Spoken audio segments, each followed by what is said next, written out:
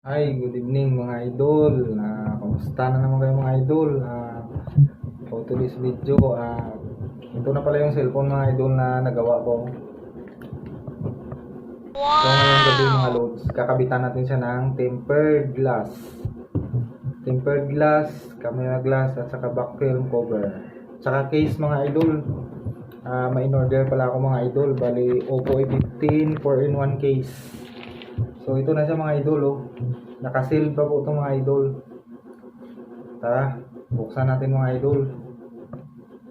Samahan nyo ako. Ano mga idol? Yan. Yan mga idol, oh. Kompleto na siya mga idol, oh. Ito yung tempered glass ceramic made po ito mga load. So isi-share ko sa inyo kung paano siya ikabit, anong gagawin. Bali, ito yung wipes niya. Wipes.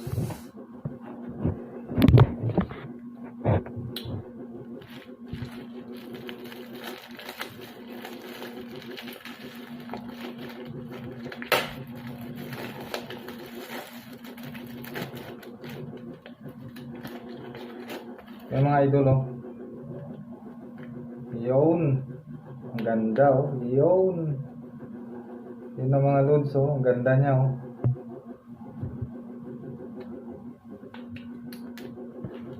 Tapos ito yung tempered glass ng mga idol. Kukunin natin dito muna sa loob ng ano.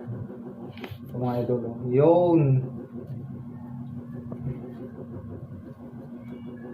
Glass ng mga idol, oh. Bali ceramic made po to. Ito naman ay camera glass. So medyo makalat ng mga idol kasi yan, ikakabit natin itong mga loads.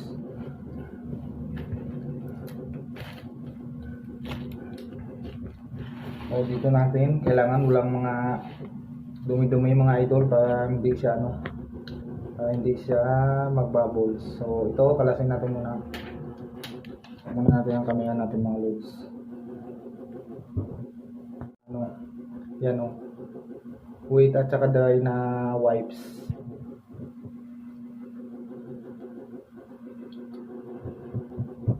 Yung mga loads mo.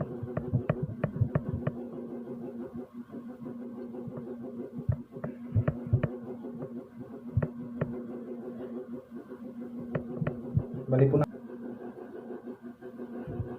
Kasama na idol yung likod niya mga idol. Yung back cover. Dublehin na follow up natin mamaya para maganda tingnan. Tapos sa kanan natin ipupunas tong dry. Kailangan pala mga idol pag nagkabit nito walang electric fan. Kaya nga po dito ako sa kwarto namin.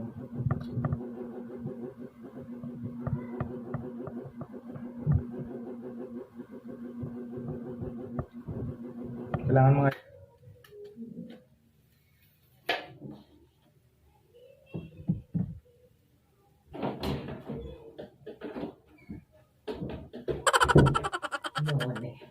Talaga naman. A few moments later. Ayan na pala mga idol yung tempered glass na kinabit ko. So yan na, ayos na. Wala na yung mga bubbles. Sinilot-hilot ko lang mga idol. Ginamitan ko po siya ng wipes. Ganun lang po ka-basic mga loads pag magkabit kayo ng tempered glass ng cellphone. Kailangan walang hangin na electric. Ito na pala mga idol yung back film cover ng cellphone na Oppo A15.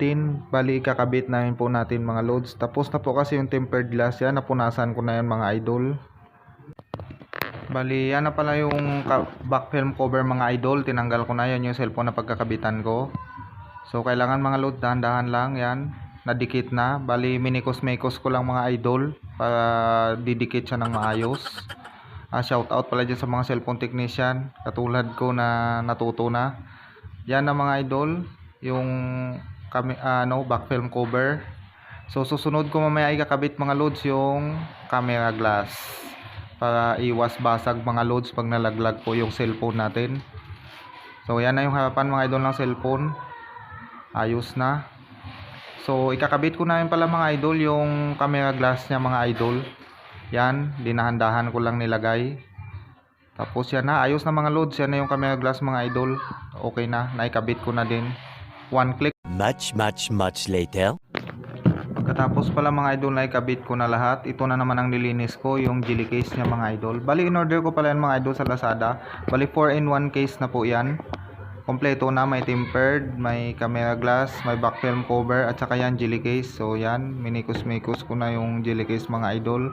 With alcohol pala yan mga idol yung nilinis ko dyan. Kasi natago ng matagal. Ayan na, nilagay ko na yung cellphone.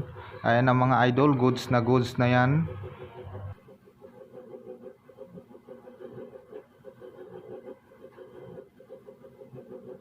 Eventually.